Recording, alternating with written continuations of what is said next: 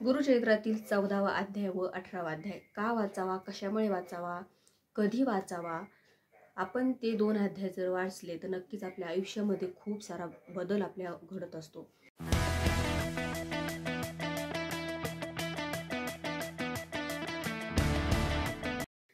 अवधूत चिंतन श्री गुरुदेव दत्त श्री स्वामी समर्थ एक नवीन व्हिडिओमध्ये सगळ्यांचं खूप खूप मनापासून स्वागत आहे। तर आजच्या व्हिडिओमध्ये आपण बघणार आहोत की गुरुचरित्रातील 14वा व 18वा अध्याय याचं महत्त्व। तर बरेच असं म्हणतात की गुरुचरित्र हा ग्रंथ आपण नेहमी वाचावा, वर्षातून त्याची 7 का होईना आपल्याकडून पारायण व्हावे, पण बऱ्याच जणांकडून होत नाही, बऱ्याच जणांकडून होतात।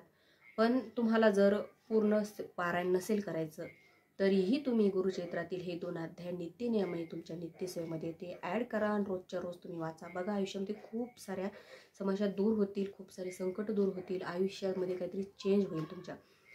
तर एखाद्याच्या घरामध्ये जर सतत आजारी व्यक्ती असेल किंवा आजारपण त्या घरामध्ये असेल आणि खूप काही करूनही आजार दूर होत नसेल किंवा आर्थिक परिस्थिती बिकट असेल, घरामध्ये पैसा टिकत नाही, कष्टाचं फळ आपल्याला मिळत नाही, कारण आपल्याला असं वाटतं की अरे मी कष्टाला कुठे मागे पडत नाही, पण माझ्या घरामध्ये पैसा का टिकत नाही, येणारा पैसा लगेच खर्च होऊन जातो।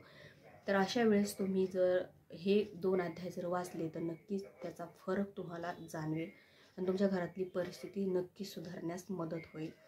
तर हे अध्याय कसे वाचायचे, तर सर्वप्रथम अध्याय वाचते वेळेस पूर्ण ग्रंथ घेऊन बसायची गरज नाही आहे, कारण ग्रंथ हा खूप पवित्र आहे, 5वा वेद मानला जातो आणि रोजच्या नित्यसेवेमध्ये आपण रोज ग्रंथ हा घेऊ शकत नाही, कारण त्याला वेटाळ चंडाळ असं काहीही चालत नाही आहे। तर तुम्हाला धार्मिक दुकानामध्ये 14वा व 18वा अध्यायाची छोटी एक पोथी मिळून जाते, ती घरी आणायची आणि ती घेऊन तुम्ही रोज हे अध्याय वाचायचे।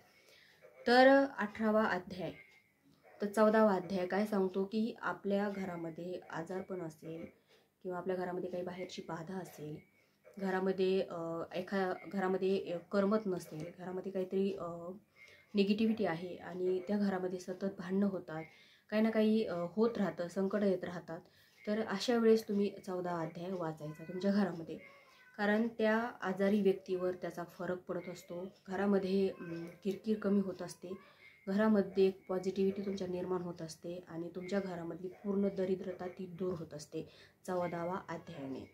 आणि 18वा अध्याय ही आर्थिक संकट आपलं दूर करत असतं, लक्ष्मी घरामध्ये स्थिर राहण्यास मदत होत असते आणि येणारा पैसा घरामध्ये टिकून राहतो, कारण लक्ष्मी ही चंचल असते आणि तिला स्थिर ठेवण्यासाठी आपल्या घरामध्ये आपल्याला सेवा उपाय करावे लागतात। त्यामध्ये हा 18वा अध्याय खूप जास्त तुम्हाला मदत करेल। तर तुमच्या घरामध्ये तुम्ही नित्यनियमाने हे 2 अध्याय वाचायचे आणि तुमच्या घरामध्ये जर तुमच्या घरामध्ये पैसा टिकून राहत नसेल तर तुम्ही नक्कीच हे अध्यायाला सुरुवात करा। तर हे 2 अध्याय आपल्या घरामध्ये जर नित्यनियमाने तुम्ही वाचले तर तुमच्या आयुष्यातले पूर्ण जे काही संकट आहेत, दुःख आहेत, आर्थिक परिस्थिती बिकट आहे, तर हे सगळे समस्या तुमच्या दूर होण्यास खूप जास्त मदत होणार आहे। आजपासूनच तुम्ही हे अध्याय वाचायला सुरुवात करा। आजच्या व्हिडिओमध्ये इतकंच। व्हिडिओ आवडल्यास लाईक करा, शेअर करा, चॅनलला सबस्क्राईब करायला विसरू नका। झाली सेवा श्री स्वामी समर्थ महाराजांच्या चरणी, परमपूज्य गुरु माऊलींच्या चरणी रुजू करते। श्री स्वामी समर्थ।